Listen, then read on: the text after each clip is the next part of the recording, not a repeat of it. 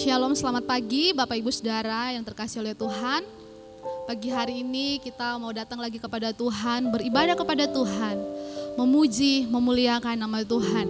Mari Bapak Ibu saja semua yang ada di rumah, mari kita persiapkan hati kita, siapkan seluruh kehidupan kita untuk kita mau datang kepada Tuhan, memuji Tuhan dan merasakan kuasa Tuhan bekerja dalam hidup kita. Haleluya Yesus, haleluya, haleluya. Kami percaya ya Tuhan, kami mengalami kemenangan oleh karena kasih-Mu. Kami bebas oleh karena kuasa darah-Mu ya Tuhan. Kuasa-Mu di Kalvari membawa hidup kami pada kemenangan ya Bapa. Haleluya Yesus.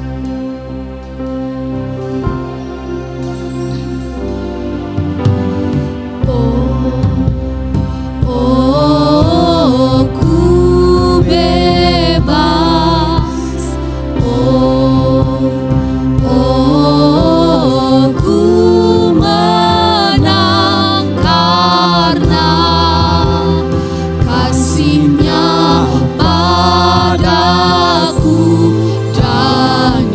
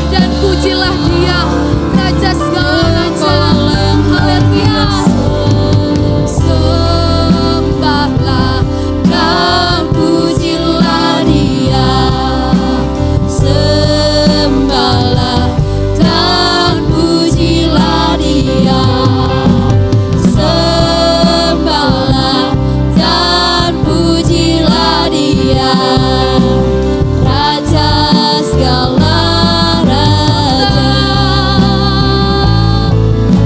Sembahlah dan pujilah Dia, sembahlah dan pujilah Dia, sembahlah dan pujilah Dia, Raja segala raja.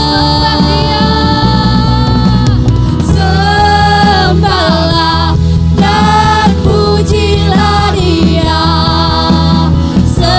sembahlah dan pujilah Dia, sembahlah dan pujilah Dia, Raja segala raja, Raja segala raja, Raja segala raja. Haleluya. Haleluya. Terpujilah Engkau Tuhan kami, Raja di atas segala raja. Dan saat ini kami siapkan hati kami, menyiapkan hidup kami untuk memuji dan bersorak bagi nama-Mu. Di dalam nama Tuhan Yesus Kristus kami berdoa, mengucap syukur, memulaikan ibadah kami dan memuji Engkau. Haleluya. Amin. Puji Tuhan, saya menyapa kita sekalian lagi. Shalom Bapak Ibu Saudara. Puji Tuhan, bersyukur bahwa pagi hari ini semua dalam keadaan yang bersuka cita. Mari kita memuji Tuhan. Oleh darah anak domba, oleh kesaksiannya, iblis dikalahkan. Haleluya.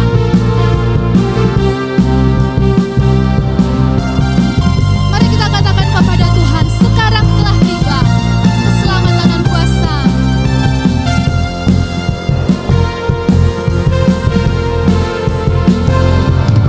Sekarang telah tiba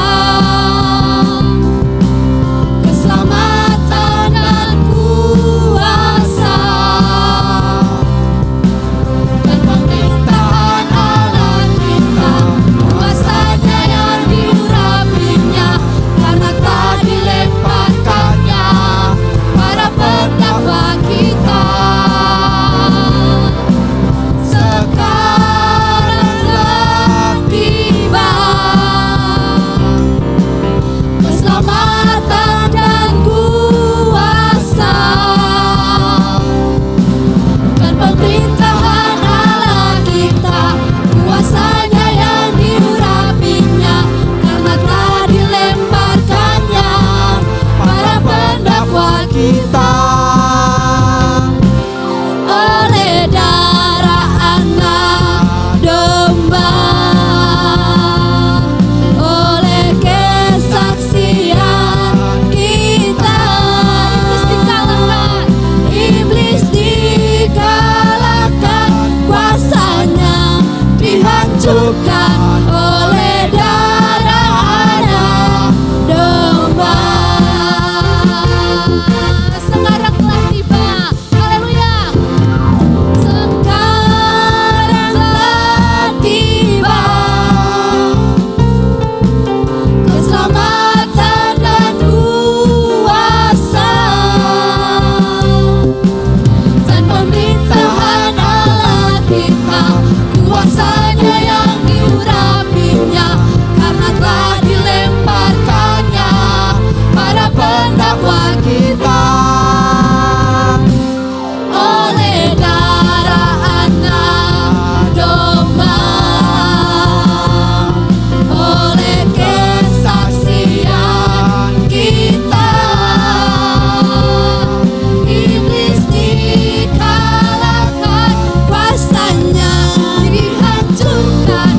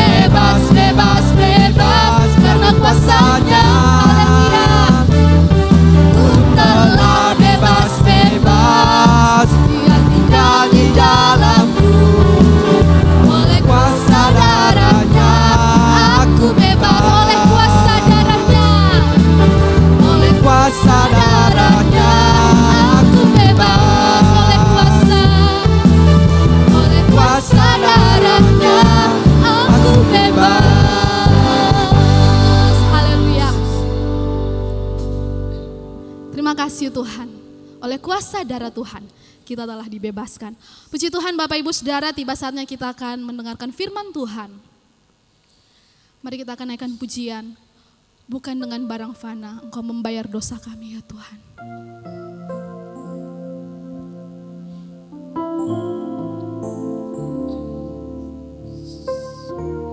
Haleluya Yesus Tuhan.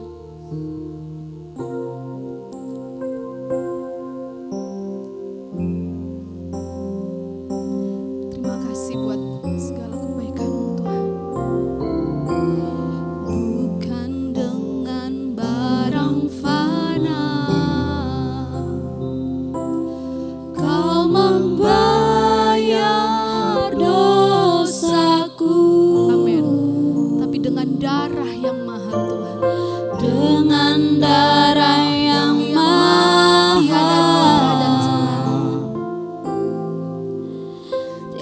tiada noda dan celah, bukan dengan emas perak Kau menebus diriku. Oleh segenap kasih Dan pengorbanan-Mu Tuhan. dan pengorbanan-Mu, ku telah mati dan tinggalkan cara hidupku yang lama. Semuanya sia-sia dan tak berarti lagi. Hidup ini ku letakkan pada mezbah-Mu ya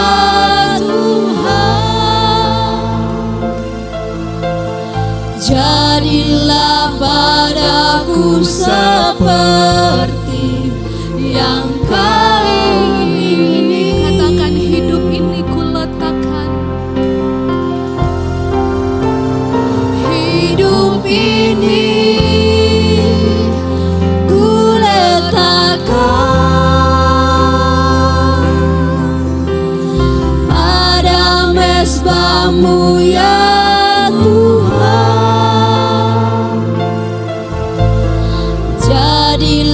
padaku seperti yang Kau ingini.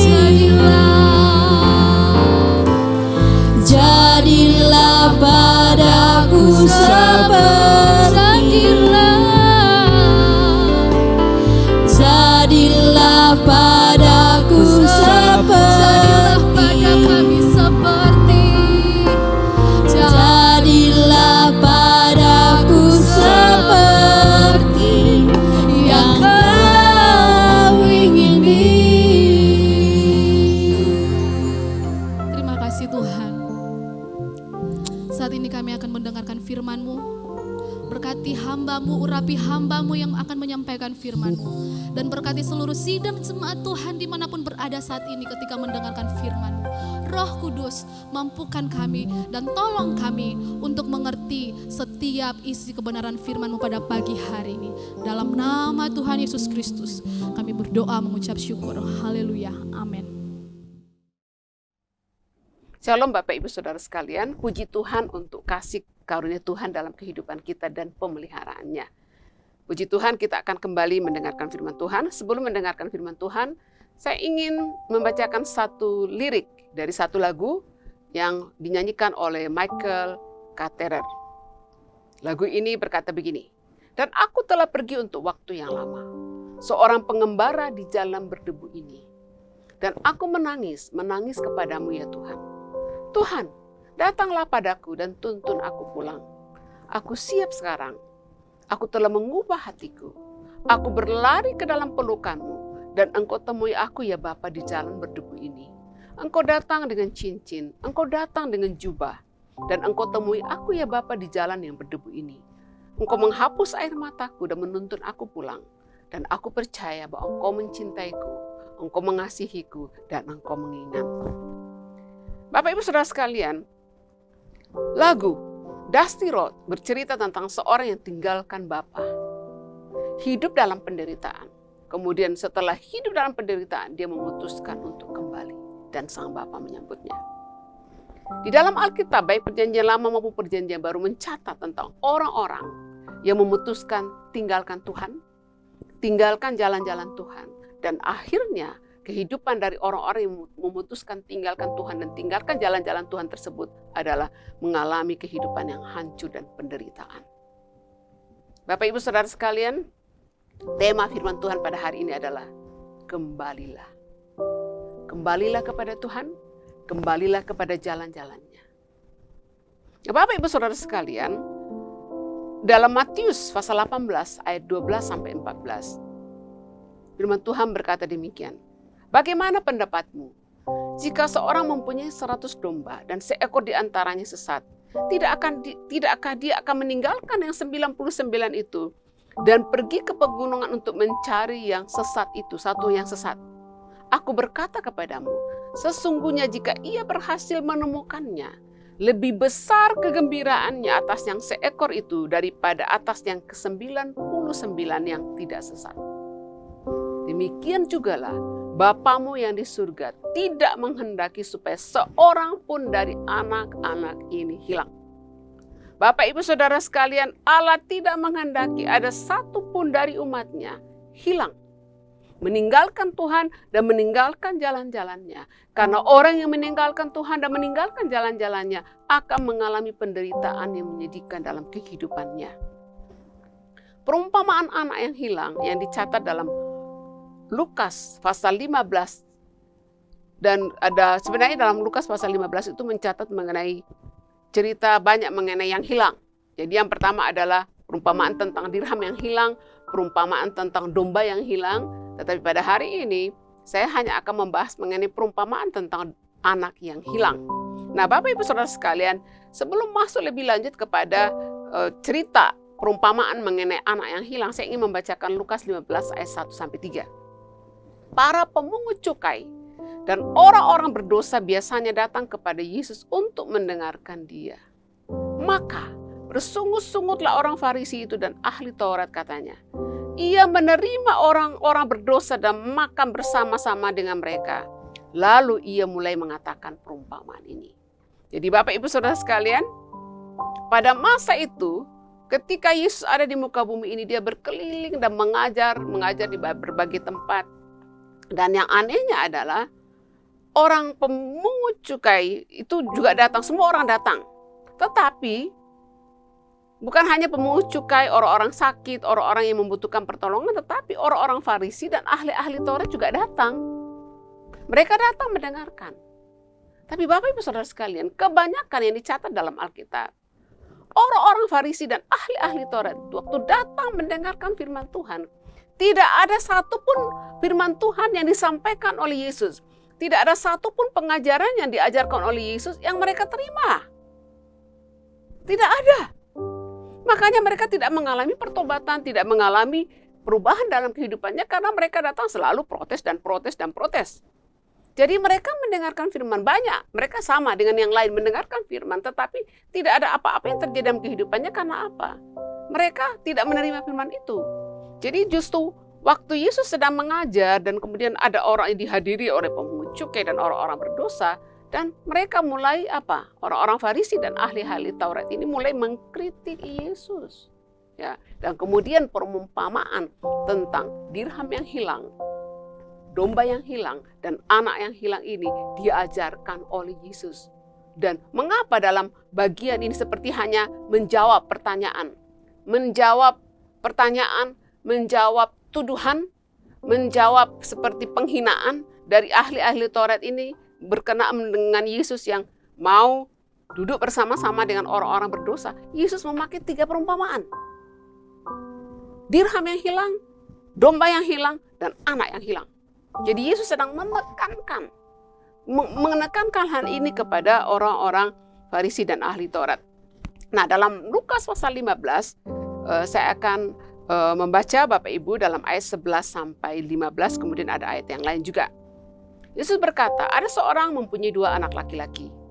Kata yang bungsu kepada ayahnya, "Bapa, berikanlah kepadaku bagian harta milik kita yang menjadi hakku." Lalu ayahnya membagi-bagikan harta kekayaannya itu di antara mereka.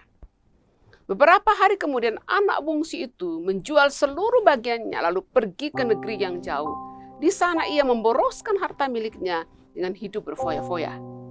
Setelah dihabiskannya semuanya, timbullah bencana kelaparan di dalam negeri itu dan ia pun mulai melarat. Lalu ia pergi dan bekerja pada seorang majikan di negeri itu. Orang itu menyuruhnya ke ladang untuk menjaga babinya. Lalu ia ingin mengisi perutnya dengan ampas yang menjadi makanan babi itu. Tetapi tidak seorang pun memberikannya kepadanya. Lalu ia menyadari keadaannya, katanya, "Betapa banyaknya orang upahan Bapakku yang berlimpah-limpah makanannya, tetapi aku di sini mati kelaparan. Bapa, aku telah berdosa terhadap surga dan terhadap Bapa. Aku tidak layak disebutkan anak Bapa. Jadikanlah aku sebagai salah seorang upahan Bapa." Maka bangkitlah ia dan pergi kepada bapaknya. Ketika ia masih jauh, ayahnya telah melihatnya. Lalu tergeraklah hatinya oleh belas kasihan. Ayahnya itu berlari mendapatkan dia dan merangkul dia dan mencium dia. Kata anak itu kepadanya, "Bapa, aku telah berdosa terhadap surga dan terhadap Bapa. Aku tidak layak lagi disebutkan anak Bapa." Kemudian apa yang dilakukan oleh sang bapa dalam ayat 22. Tapi ayah itu berkata kepada hamba-hambanya, "Lekaslah bawa kemari jubah yang terbaik, pakaikanlah itu kepadanya, dan kenakanlah cincin pada jarinya dan sepatu pada kakinya. Dan ambillah anak lembu tambun itu, sembelilah dia, dan marilah kita makan dan bersuka cita. Sebab anakku ini telah mati dan menjadi hidup kembali. Ia telah hilang dan didapat kembali." Maka mulailah mereka bersuka cita. Kemudian sang bapa mengatakan, "Kita patut bersuka cita." Dia mengatakan ini kepada anak sulung. "Karena adikmu telah mati dan menjadi hidup kembali. Ia telah hilang dan didapat kembali." Nah, Bapak Ibu Saudara sekalian, kehidupan daripada anak bungsu ini hancur ketika dia memutuskan meninggalkan rumah bapaknya. Nah, Bapak Ibu Saudara sekalian, mari kita melihat bagaimana alur cerita dari kehidupan anak bungsu ini atau anak hilang. Anak bungsu ini di rumah ayahnya memiliki segalanya. Dia memiliki rumah. Kemudian apa lagi? Dia memiliki kasih ayah dan ibu dan saudaranya. Dia memiliki pelayan-pelayan orang tuanya yang akan menyediakan semua kebutuhannya. Memiliki harta orang tuanya. Dan dia berada di tempat yang paling aman. Jadi bisa dikatakan bahwa anak bungsu ini tinggal di rumah ayahnya, memiliki segalanya. Dia memiliki harta benda apapun yang diperlukan ada, memiliki kasih ayah, ibu, dan saudaranya, kemudian ada pelayan-pelayan di sekitarnya, tempat yang sempurna. Bapak Ibu Saudara sekalian, saya yakin bahwa anak ini nggak pernah kesepian. Dia adalah anak yang melimpah dengan kasih. Pada masa pandemik ini, ada cerita yang cukup menarik di kalangan beberapa orang Singapura. Jadi khususnya orang-orang yang sebenarnya punya posisi cukup tinggi di perusahaan seperti manajer atau dokter atau punya income yang cukup besar. Nah, pada masa pandemik ini ada sesuatu yang terjadi agak unik. Karena gini Bapak Ibu, karena social distancing, protokol kesehatan yang begitu ketat dan pemerintah Singapura itu sangat ketat. Mereka bukan hanya membuat peraturan untuk tempat-tempat umum, tempat kantor, tetapi mereka juga sampai masalah siapa yang bertamu ke rumah itu dikendalikan. Jadi khususnya kalau ada kasus naik. Jadi orang-orang Singapura katanya kalau sudah kasus tinggi naik, itu bahkan dibatasi berapa orang yang makan di restoran, kemudian dibatasi juga berapa orang yang boleh berkunjung ke rumah. Nggak bisa suka-sukanya. Dan di mana-mana memang ada CCTV. Dan kemudian beberapa orang yang kaya ini, orang-orang yang khususnya mereka yang punya jabatan ini yang adalah orang-orang yang single, ya, orang-orang yang tidak menikah. Kemudian mereka memutuskan kalau mereka tinggal di rumah mereka sendiri, di kondominium mereka sendiri, mereka kesepian. Apalagi kalau work from home, dia kerja dari rumah, dia nggak bisa pergi ke gym, nggak bisa pergi ke kolam renang, nggak bisa pergi ke restoran makan, ya. Nggak bisa pergi kemana-mana.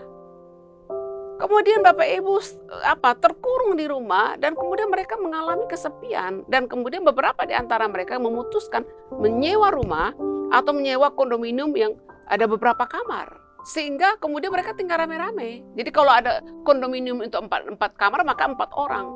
Jadi kalau orang kan ingin mencari privacy, ingin sendiri, pokoknya dapurku sendiri, ruang tamuku sendiri. Tetapi pada masa pandemi mereka udah nggak peduli. Yang penting saya punya kamar sendiri. Mereka akan berbagi dapur, berbagi kamar mandi, berbagi ruang tamu dan sebagainya. Tetapi mereka lebih memilih tinggal di seperti itu oleh karena apa? Mereka perlu teman.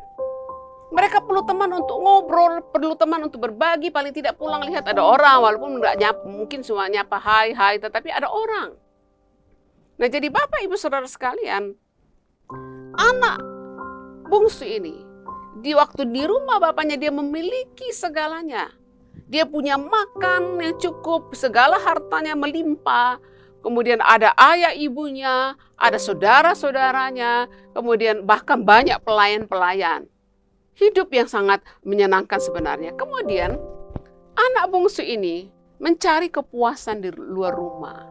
Ya memang manusia itu nggak pernah puas. Dia memiliki segalanya. Bayangkan Bapak Ibu, orang tuanya kaya raya. Ayahnya pasti orang yang sangat baik. Dan akhir cerita ini menunjukkan memang ayahnya sangat baik. Ayah ibunya sangat baik. Dan pasti abangnya juga baik. Melimpah makanan, mau makan apa saja ada. Ada pelayan-pelayan dan mungkin dia juga tidak perlu bekerja keras. Nah, tapi Bapak Ibu gak puas. Selalu mencari sesuatu di luar sana. Kemudian anak bungsu ini mencari kepuasan di luar rumah bapaknya. Apa yang dilakukannya? Dia meminta harta warisannya. Kemudian meminta harta warisannya yang menjadi haknya. Padahal sebenarnya tidak punya hak ya. Kemudian setelah itu, kemudian apa yang dilakukan? Dia menjual, ya. Dia menjual harta warisannya itu dan pergi ke negeri yang jauh. Jadi ayahnya membagi, ya udah saya bagilah ya, saya bagi untuk abangmu, untuk kamu. Dan setelah dia menerima harta warisannya, saya tidak tahu apakah warisan yang diterima oleh anak bungsu ini dalam bentuk rumah, tanah, ternak, tapi dikatakan bahwa anak bungsu ini menjual semua warisannya. Warisan tanah, warisan rumah, warisan ternak dijual semua. Kemudian setelah itu dia pergi ke negeri yang jauh. Seperti anak bungsu ini aneh dalam perumpamaan ini. Dia memiliki segalanya, hanya tergoda dengan apa yang ditawarkan oleh dunia, yang nampaknya kenikmatan yang ada di luar sana. Dan dia tinggalkan semua. Dan kemudian dikatakan bahwa dia memboroskan harta miliknya dengan hidup berfoya-foya. Tidak ada lagi teguran dari ayah ibu, tidak ada lagi teguran dari abang, dan dia sendiri. Dan dikatakan bahwa dia memboroskan hartanya dengan berfoya-foya. Kemudian masuk dalam babak berikut, anak bungsu, dan sekarang kita sebutkan anak hilang. Anak hilang mengalami penderitaan. Apa yang terjadi? Hartanya habis. Sudah hartanya habis, apa yang terjadi? Di negeri di mana tempat dia melarikan diri untuk menikmati berfoya-foya dengan harta warisannya, terjadi kelaparan. Dan situasi ini menjadi makin buruk. Kenapa? Kalau terjadi kelaparan, maka berarti krisis. Krisis di negeri itu. Dia mau mencari makan, mau mencari pekerjaan juga susah mencari pekerjaan. Dan selanjutnya apa yang terjadi? Dia habiskan hartanya, kemudian dia menjadi miskin. Kemudian tinggal pada saat dia hartanya habis, miskin, tinggal di negeri yang juga mengalami kelaparan. Dan kemudian dia berusaha mencari pekerjaan. Anak hilang ini mungkin mengirim lamaran ke kiri kanan, semua perusahaan, rumah makan dimasukinya, perkebunan dimasukinya untuk memberikan surat mengajukan permohonan kerja, melamar pekerjaan. Tapi apa yang terjadi? Tidak ada pekerjaan yang baik. Akhirnya dia ditemukan pekerjaan, yaitu menjadi penjaga babi di peternakan babi. Dan yang lebih sedih lagi Bapak Ibu, saya tidak tahu, tidak disebutkan dalam ayat dalam Lukas pasal 15 berapa gaji dikasih, berapa gaji dikasih. Kemudian dia mulai bekerja, dan waktu dia kelaparan, dia bahkan ingin, sangat kelaparan, dia bahkan ingin makan ampas makanan babi. Bahkan ampas makanan babi pun dia pengen makan. Orang tidak memberikan kepadanya. Orang tidak memberikan kepadanya. Nah kemudian Bapak Ibu, waktu di tengah penderitaannya, bayangkan, habis semua hartanya.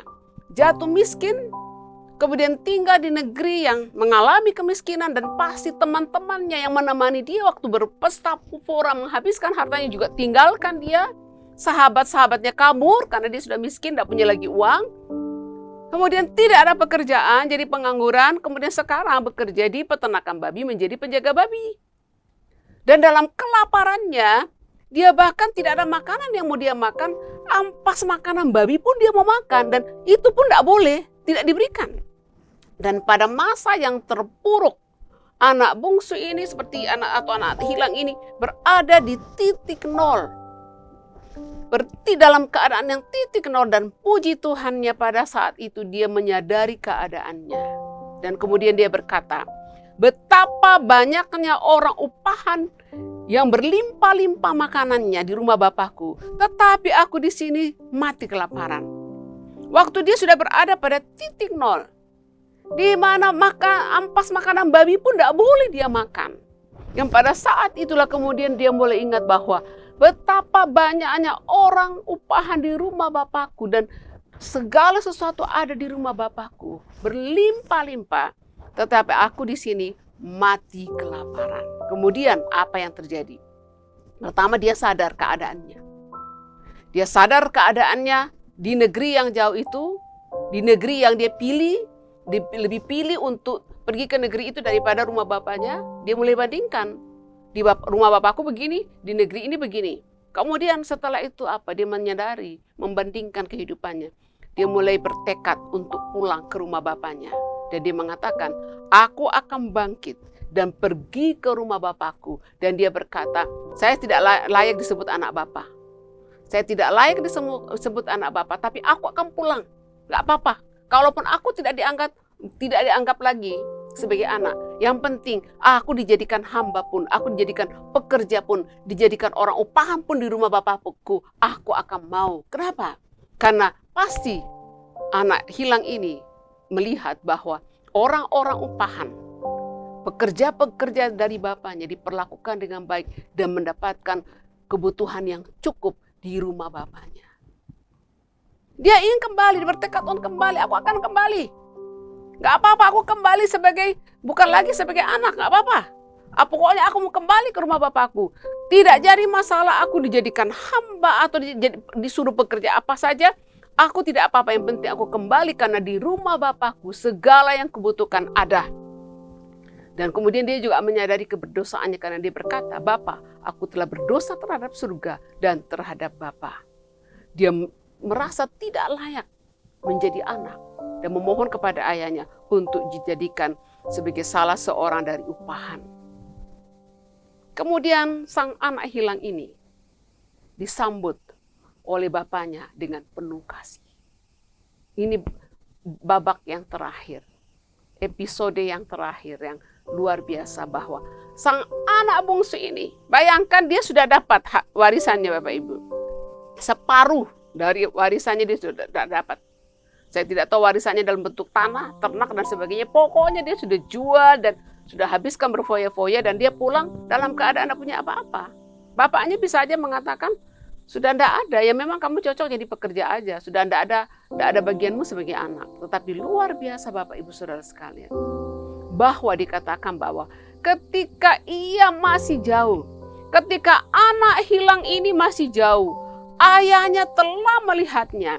Dan waktu ayah melihat ada anak, ya walaupun kan orang tua pasti kenali anaknya, ya walaupun mungkin sudah datang dengan compang-camping, tetapi dia pasti kenali anaknya. Katakan bahwa ketika ia masih jauh, ayahnya melihatnya.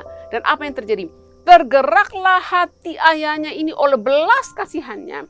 Dan ayahnya itu berlari mendapatkan dia, merangkul dia dan mencium dia. Bapak Ibu, dikatakan bahwa ketika dia masih jauh, berarti mungkin bapaknya ini selalu menunggu di sebuah jalan. Dia pasti melihat waktu anaknya pergi mengatakan, selamat tinggal bapak, mama, dan abangku. Aku akan pergi ke negeri jauh. Saya tidak akan melihat kalian lagi. Kemudian dia pasti ayahnya mengikuti sampai anak itu hilang dari penglihatannya. Dan ayahnya mungkin menunggu di jalan itu. Menunggu setiap kali ada orang lewat dia berharap itu anaknya. Menunggu bertahun-tahun, menunggu bertahun-tahun. Dan kemudian muncullah anaknya.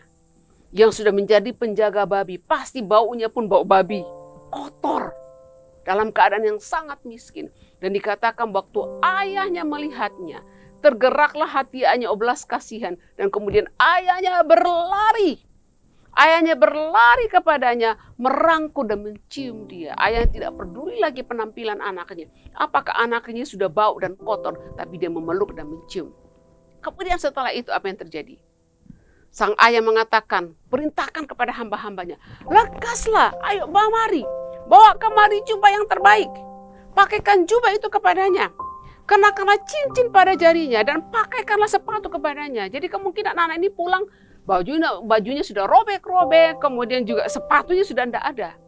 Dan ayahnya mengatakan kepada hamba-hambanya, bawa jubah, pakaikan jubah itu kepadanya, kenakan cincin dan sepatu pada kakinya. Bapak Ibu Saudara sekalian, ada beberapa peristiwa dalam Perjanjian Lama mengenai orang yang mengenakan cincin. Siapa? Yaitu Yusuf di Mesir. Dia dinobatkan, waktu Yusuf dinobatkan menjadi orang kedua setelah Firaun di Mesir, dikatakan bahwa dia mengenakan jubah, kemudian mengenakan cincin kerajaan. Kemudian yang berikutnya siapa lagi? Mordekai.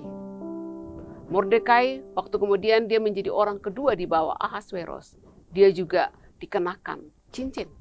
Waktu Ahasweros memberikan penghargaan kepada dia oleh karena tindakan kepahlawanannya yang menyelamatkan Ahasweros. Kemudian dia dikenakan cincin, dikenakan jubah dan diarak keliling kota. Nah Bapak Ibu Saudara sekalian, hal dikenakan jubah yang terbaik, diberikan cincin, ini bicara mengenai seperti mengagungkan, memberikan penghormatan. Jadi sang ayahnya, bahkan bayangkan ini Bapak Ibu Saudara sekalian, anak ini pulang rasa ya memang dia sudah berdosa. Dia bahkan merasa bahwa dia tidak layak menjadi anak Bapa. Dan bahkan dia datang dengan merasa bahwa ya sudah nggak apa-apa, aku jadi orang upahan aja, aku menjadi hambanya aja. Tetapi Bapak Ibu Saudara sekalian, bapaknya menyambut dia dengan penyambutan yang luar biasa. Penyambutan yang luar biasa, lebih seperti penyambutan dia bukan hanya sebagai anak. Tapi penyambutannya itu seperti penghormatan, pengagungan. Kasih bapaknya ini begitu luar biasa. Kalau bapak-bapak di rumah, ibu-ibu di rumah punya anak seperti anak bungsu ini, apa yang Bapak Ibu lakukan kalau dia kembali? Rumah sudah dijual, tanah sudah dijual, dia hidup berfoya-foya. Pulang ke rumah sudah seperti pecandu narkoba, sudah tidak karuan kehidupannya. Apa yang Bapak Ibu lakukan? Menerima atau malah dicambukin? Ya, mungkin dicambukin ya. Tetapi sang ayah ini bukan hanya menerima dia sebagai anaknya, tetapi melakukan penyambutan, dikenakan jubah kepadanya, dikenakan cincin kepada jarinya, dan sepatu pada kakinya, seperti menyambut seorang yang besar, seorang yang berjasa, seorang yang mungkin perlu diberikan penghargaan karena kepahlawanannya. Dan seperti tidak pantas anak bungsu ini mendapatkan penyambutan yang seperti ini, tetapi itulah kasih Bapa. Bahkan kemudian bukan hanya itu Bapak Ibu, kemudian diadakan pesta, ternak-ternak disembeli, kemudian mereka mengadakan pesta, dan pasti pesta itu dihadiri oleh ayahnya, ibunya, kemudian dari semua hamba-hambanya, dan mungkin juga mengundang tetangga-tetangga yang lain. Mereka berpesta, bersukaria dan bergembira. Dan kita juga tahu kisah ini Bapak Ibu bahwa memang akhirnya anak sulung agak marah, tetapi kita tidak akan membahas anak sulung pada hari ini. Kemudian alasan penyambutan yang luar biasa dari sang ayah kepada anaknya, anak yang durhaka ini, anak yang hilang ini adalah berpesta dalam sukacita yang gembira. Karena apa? Sebab dia melihatnya bahwa anakku ini telah mati dan hidup kembali. Telah hilang dan kemudian ditemukan kembali. Ada sukacita yang luar biasa. Ketika sang anak melambai, menjual semua hartanya dan melambai kepada ayah ibunya dan saudara-saudaranya, kemudian pergi ke negeri yang jauh, hati Bapa hancur. Hati Bapa hancur karena Bapaknya tahu bahwa begitu anak ini tinggalkan rumah, dia meninggalkan rumah sumber berkat. Dia akan mengalami penderitaan, dia akan mengalami kesengsaraan, dan akan mengalami kehidupan yang hancur. Jadi perbandingan seperti kondisi di rumah ayahnya dan kondisi di negeri yang jauh. Di rumah ayahnya ada kehidupan. Di rumah ayahnya ada harta kekayaan. Di rumah ayahnya ada kasih. Tapi di negeri yang jauh, dia miskin, tidak punya apa-apa. Tidak ada kasih. Dia menghabiskan uangnya dengan berpesta pora, berfoya-foya. Dia mungkin mentraktir banyak orang. Dia mencari kepuasan dengan hal-hal yang seperti itu. Tetapi tidak ditemukan. Tidak ditemukan di situ. Jadi perbandingan antara rumah ayahnya dan negeri yang jauh. Rumah ayahnya itu adalah tempat ada kehidupan. Tempatnya ada kehidupan, sedangkan negeri yang jauh adalah tempat kematian. Jadi waktu sang ayah melihat anak itu pergi ke negeri yang jauh, dia memandang anaknya hilang, anaknya mati, anaknya hilang dan anaknya mati. Dan ketika anak itu kembali, dia melihatnya, anakku dibangkitkan dari kematian. Anakku yang hilang itu ditemukan kembali. Itu sebabnya dia mengadakan penyambutan yang luar biasa. Penyambutan yang luar biasa, mengadakan pesta untuk bersuka cita. Bapak Ibu Saudara sekalian, kita baru mendengarkan bagaimana episode dari kehidupan anak bungsu atau anak hilang. Dari berada di rumah Bapa yang ada kehidupan, ada berkat, ada kasih. Tetapi dia tergiur oleh kesenangan, oleh kenikmatan, oleh apa yang ada di negeri yang jauh. Tetapi negeri yang jauh itu adalah gambaran mengenai kehidupan yang mungkin hanya memberikan seperti promosi mungkin ya, memberikan promosi bahwa oh di sini enak. Nah, Bapak Ibu Saudara sekalian tahu bagaimana dengan iklan? Iklan itu kadang-kadang dibesar-besarkan dari yang aslinya. Ya, jadi apa maksudnya gini? Mungkin obat ini sebenarnya kandungannya nggak terlalu hebat, tetapi iklannya hebat betul. Nah, jadi anak bungsu ini terlalu terpesona. Mungkin iblis sedang mengatakan, oh ini, tetapi pada akhirnya mungkin awalnya nampaknya ini yang dia cari. Hidup berfoya-foya, dikelilingi wanita-wanita, dikelilingi banyak teman. Dia bisa makan apa saja yang dia mau, dia bisa minum apa saja yang dia mau. Dia mau hidup suka-sukanya, dan bagi dia mungkin itu surga. Tetapi endingnya, akhirnya itu adalah kehancuran, penderitaan, dan apalagi, dan hidup yang mengerikan. Hidup yang hancur, Bapak Ibu Saudara sekalian. Nah, Bapak Ibu Saudara sekalian, adakah di antara kita yang telah tinggalkan Tuhan? Adakah di antara kita yang telah tinggalkan Tuhan sama seperti anak hilang ini? Dan kemudian kita mengalami penderitaan dan kehancuran. Adakah di antara kita seperti itu, Bapak Ibu? Pada hari ini firman Tuhan datang kepadamu. Kembalilah. Kembalilah kepada Bapa. Kembalilah ke rumah Tuhan. Kembalilah kepada jalan-jalan Tuhan. Allah Bapa sedang menunggumu. Jika engkau ingin dipulihkan, karena dampak dari kehidupan yang meninggalkan Tuhan, dampak dari kehidupan yang meninggalkan jalan-jalan Tuhan adalah penderitaan dan kehancuran. Kalau ingin hidupmu diubahkan, ingin hidupmu mengalami transformasi, hidupmu ingin dilepaskan dari penderitaan, kembalilah. Kembalilah ke jalan-jalan Tuhan. Kembalilah ke Bapa. Karena disitulah hidupmu akan dipulihkan. Engkau akan mengalami transformasi. Hidupmu akan dikembalikan sebagai hidup yang berkelimpahan. Bapak Ibu Saudara sekalian, kembalilah karena Allah Bapa menunggumu. Adam dan Hawa membuat keputusan yang salah dengan lebih tergiur kepada berkat dan janji yang dikatakan oleh iblis.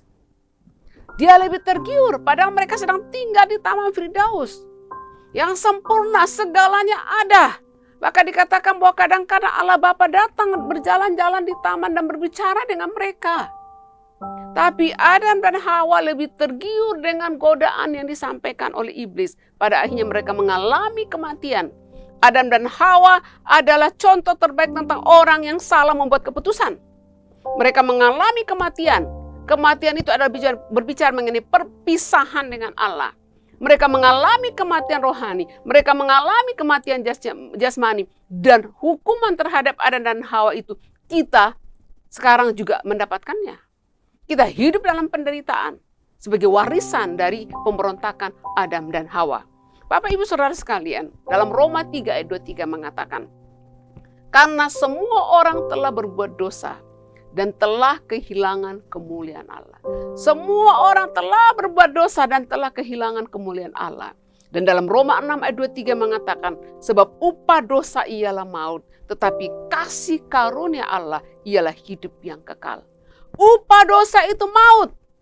Upah dari kehidupan orang yang meninggalkan Tuhan, meninggalkan jalan-jalan Tuhan adalah maut. Tapi kasih karunia Allah adalah hidup yang kekal dalam Kristus Yesus. Waktu kita kembali kepada Allah, kembali ke jalan-jalannya, kita memiliki hidup. Dan hidup itu kekal di dalam Kristus Yesus. Yohanes 3 ayat 16 mengatakan, karena begitu besar kasih Allah akan dunia ini, sehingga ia mengaruniakan anaknya yang tunggal. Supaya apa? Setiap orang yang percaya kepadanya tidak binasa tetapi beroleh hidup yang kekal. Orang yang tinggal di rumah Bapa tetap hidup dalam jalan-jalan yang takut akan Tuhan. Orang ini dikatakan bahwa mereka yang mempercayai dia tidak binasa, tapi mereka memiliki hidup yang kekal. Mereka akan memiliki hidup yang kekal.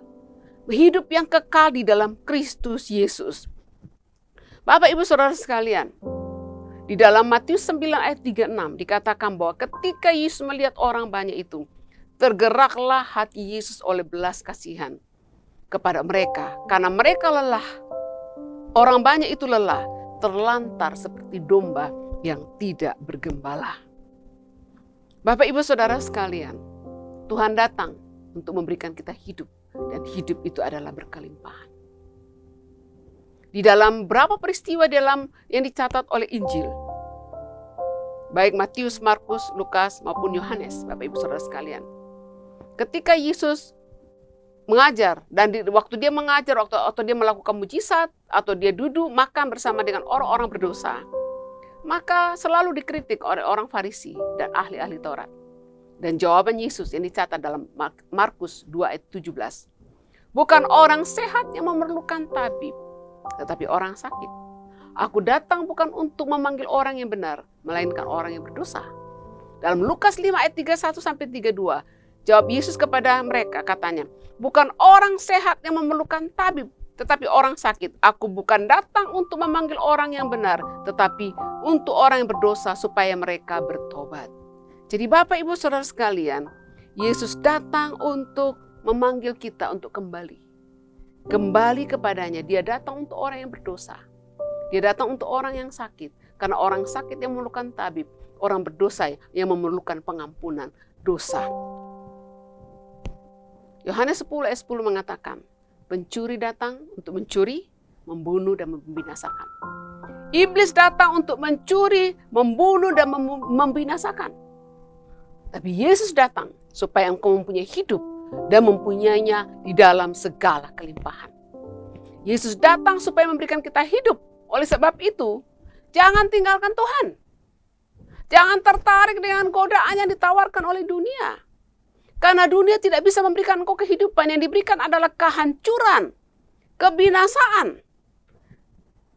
Pencuri datang untuk membunuh, mencuri dan membinasakan. Dunia ini kalau engkau berpaling daripada Tuhan, hidupmu akan dirampok, hidupmu akan dibunuh, hidupmu akan dibinasakan.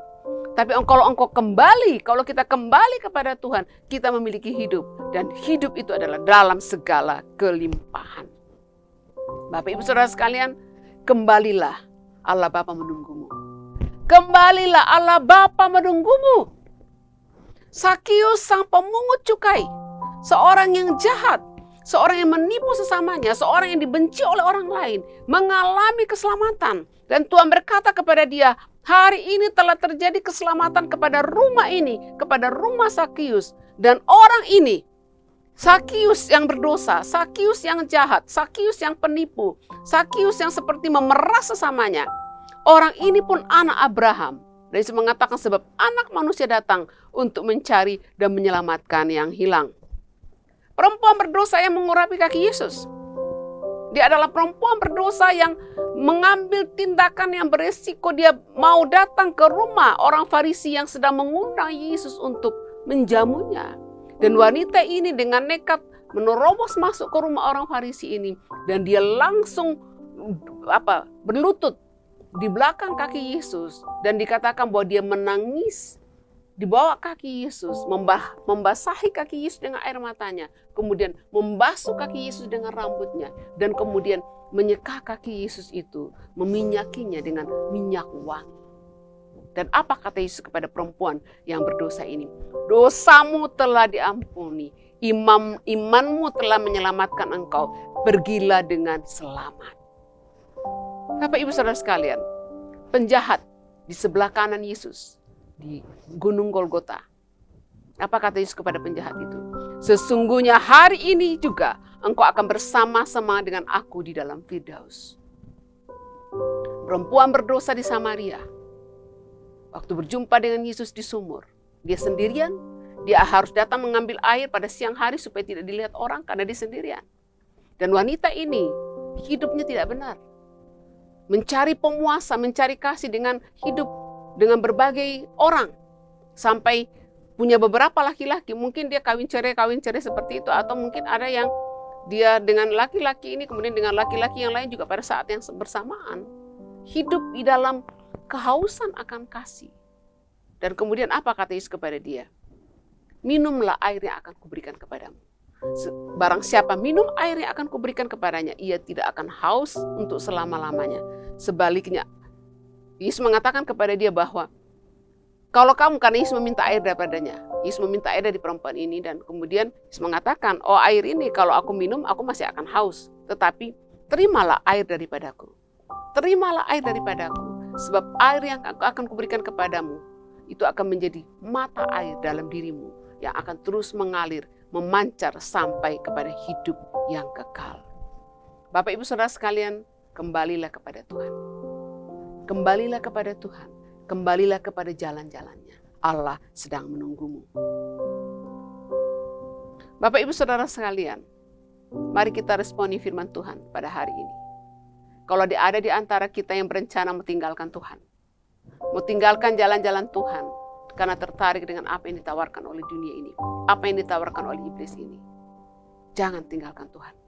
Kalau ada di antara Bapak Ibu yang engkau seperti anak bungsu, anak yang hilang itu, engkau sedang berada di negeri yang jauh, yang hidup dalam kemiskinan, hidup dalam penderitaan, hidup dalam kemelaratan. Engkau tidak punya siapa-siapa. Engkau sendirian, ditinggalkan oleh orang-orang keluargamu, ditinggalkan oleh sahabatmu. Pada saat ini kembalilah kepada Tuhan.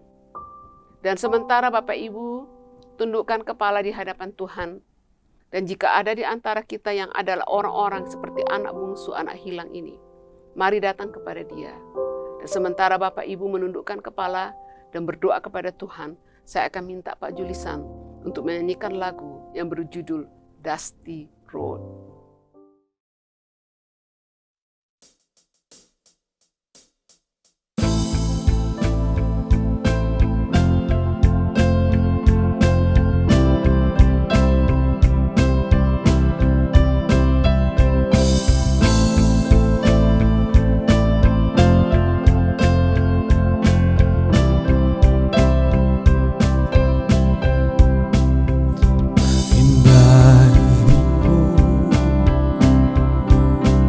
For a long time now, a wanderer on this dusty road, and I'm crying out for you, God, to come to me and lead me home.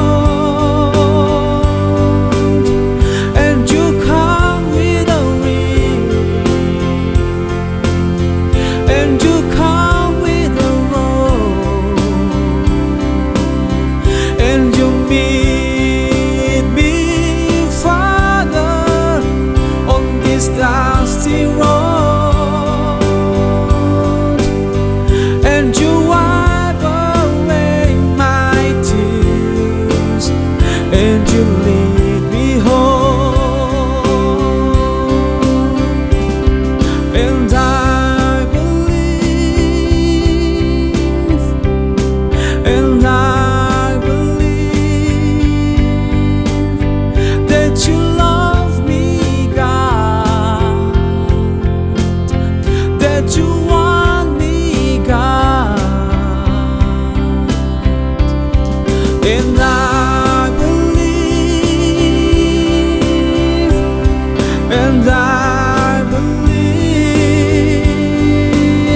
that you love me, God,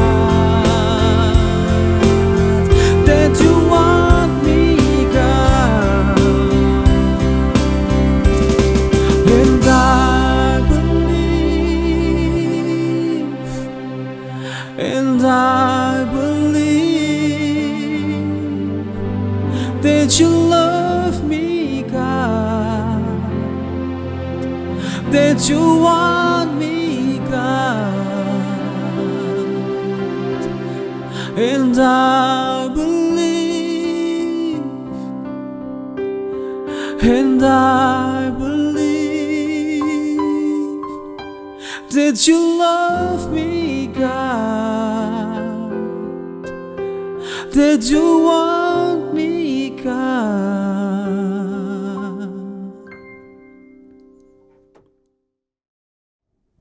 Mari kita berdoa untuk firman Tuhan dan mempersiapkan diri kepada perjamuan kudus. Bapa dalam surga, kami bersyukur buat firman pada hari ini yang mengingatkan kami hidup di dalam Engkau Tuhan. Bahwa waktu kami memilih untuk hidup dalam takut akan Engkau, hidup dalam jalan-jalan-Mu, maka kami hidup dalam rumah-Mu. Kami hidup dalam rumah-Mu di mana segala yang kami perlukan Engkau siapkan. Kami akan diberkati dengan melimpah. Kami memiliki kasih Bapa. Kami berada di tempat yang paling aman. Tuhan, pada hari ini saya berdoa, jika ada di antara Bapak Ibu, jika ada di antara anak-anak-Mu yang sedang mengikuti ibadah online ini, yang sedang seperti kondisi mereka seperti anak yang hilang itu, Tuhan, jamah hati mereka Tuhan. Kiranya timbulkan kesadaran dalam hati mereka untuk menyadari kondisi mereka yang menyedihkan tanpa Tuhan. Dan kiranya Tuhan, Engkau mengulurkan tangan kepada dia, mengulurkan tangan kepada mereka seberapa hancur pun kehidupannya, seberapa parah pun penderitaannya, seberapa berdosa pun mereka Tuhan, ulurkan tangan-Mu kepada mereka dan angkat mereka untuk bangkit.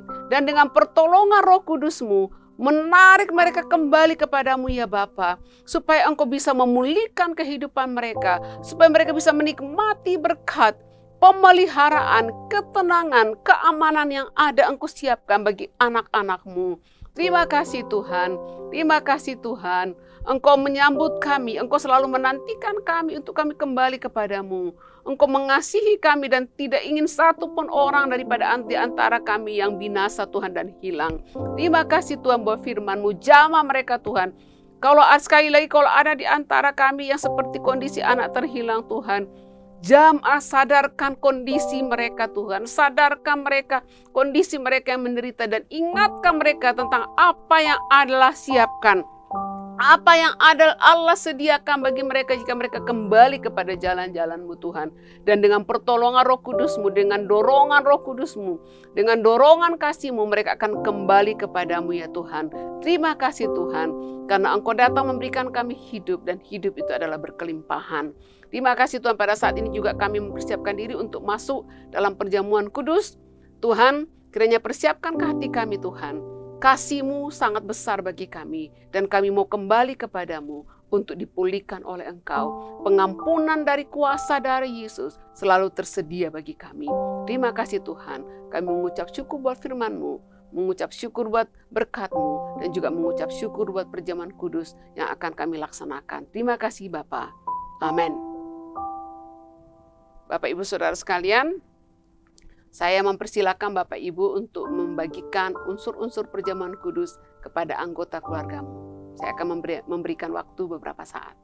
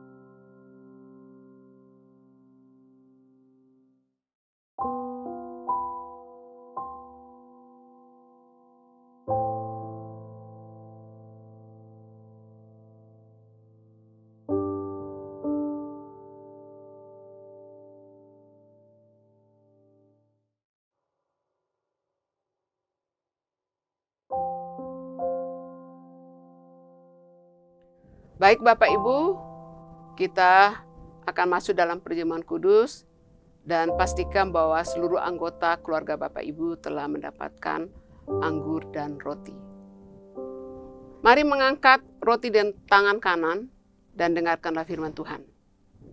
Sebab apa yang telah kuteruskan kepadamu, telah aku terima dari Tuhan, yaitu bahwa Tuhan Yesus pada malam waktu dia serahkan, mengambil roti, dan sesudah itu ia mengucap syukur atasnya, ia memecah-mecahkannya dan berkata, inilah tubuhku yang diserahkan bagi kamu. Perbuatlah ini menjadi peringatan akan aku. Mari kita makan.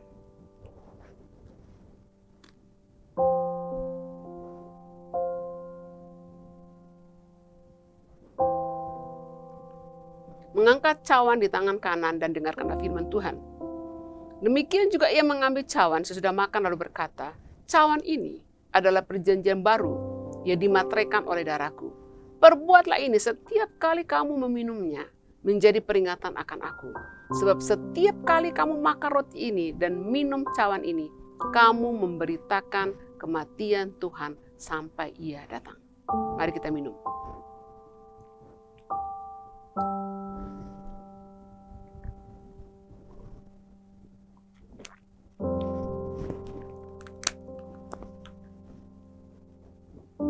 Puji Tuhan, haleluya, haleluya. Haleluya, haleluya. Mari mengucap syukur Bapak Ibu buat berkat Allah. Mari mengucap syukur buat kasih Allah dalam kehidupan kita. Haleluya, haleluya. Terima kasih Tuhan buat kasih-Mu. Terima kasih Tuhan bahwa Engkau mati di atas kayu salib untuk menebus dosa-dosa kami. Oleh karena pengorbanan-Mu, oleh karena kematian-Mu, kami dibebaskan.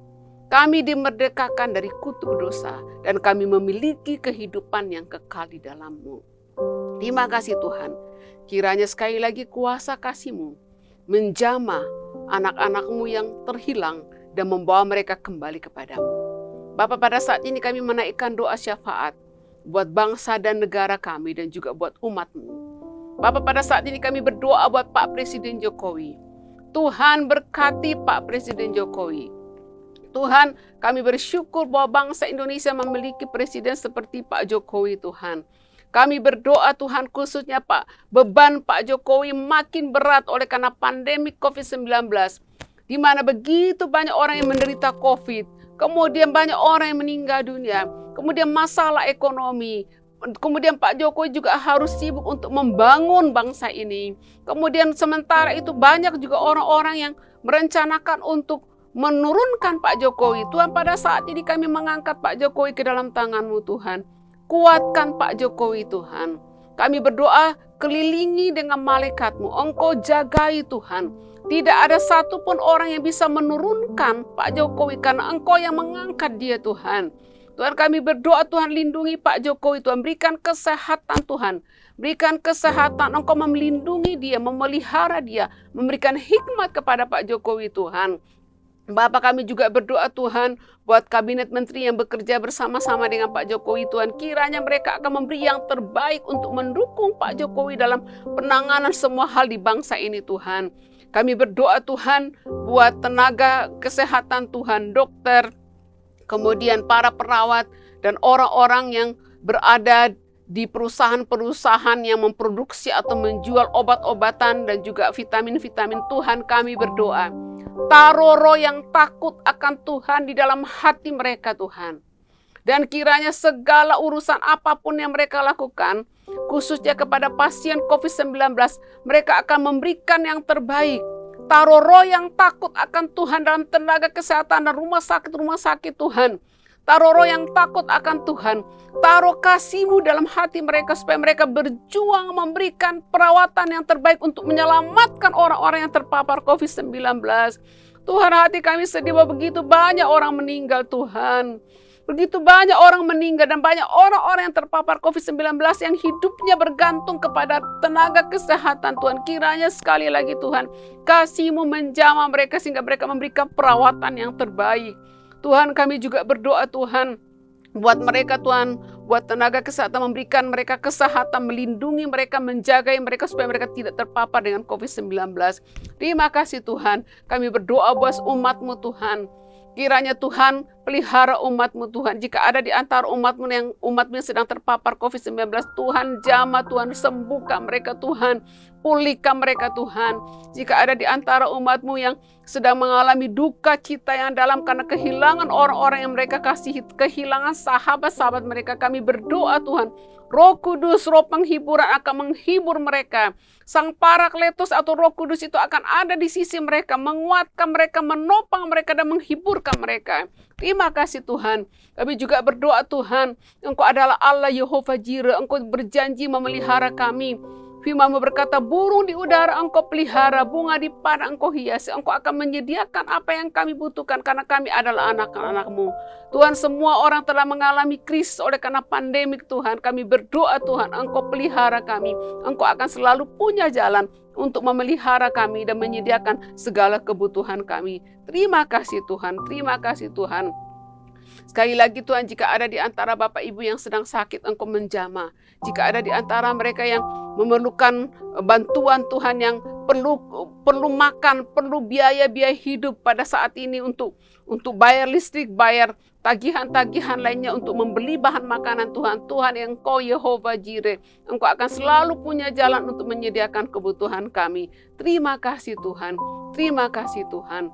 Kami menaikkan doa ini dan meminta di dalam nama Tuhan Yesus. Kami sudah berdoa. Amin. Bapak Ibu, ibadah kita telah selesai pada hari ini. Dan sekarang mari angkat tangan. Mari angkat tangan di hadapan Tuhan. Kalau Bapak Ibu mau berdiri, silakan berdiri. Dan terimalah berkat daripada Allah Bapa. Kiranya kasih sayang daripada Tuhan Yesus Kristus memelihara engkau. Dan penyertaan dari Roh Kudus akan menyertai engkau sampai selama-lamanya. Firman-Nya berkata, Tuhan memberkati engkau dan melindungi engkau. Tuhan menyinari engkau dengan wajah-Nya dan memberi engkau kasih karunia. Tuhan menghadapkan wajah-Nya kepadamu dan memberi engkau damai sejahtera. Amin. Shalom, selamat hari Minggu, Tuhan memberkati. STTIBC, GSCA Bethesda Ministry, dan GSCA Anugerah Ministry bekerja bersama-sama untuk melaksanakan kebaktian kebangunan rohani secara online pada bulan Agustus pada hari Selasa dan Kamis jam 19.30 malam. Adapun pembicaranya adalah Pendeta Budi Setiawan, Pendeta Indra Brahmono, Pastor Matthew Tan, Pastor Richard Wee, Pastor Pekin, Pastor Trevor Fong, Pastor Chimeng, dan Pastor Stephen Nico. Mari bergabung, alami berkat firman-Nya, dan alami kuasa-Nya.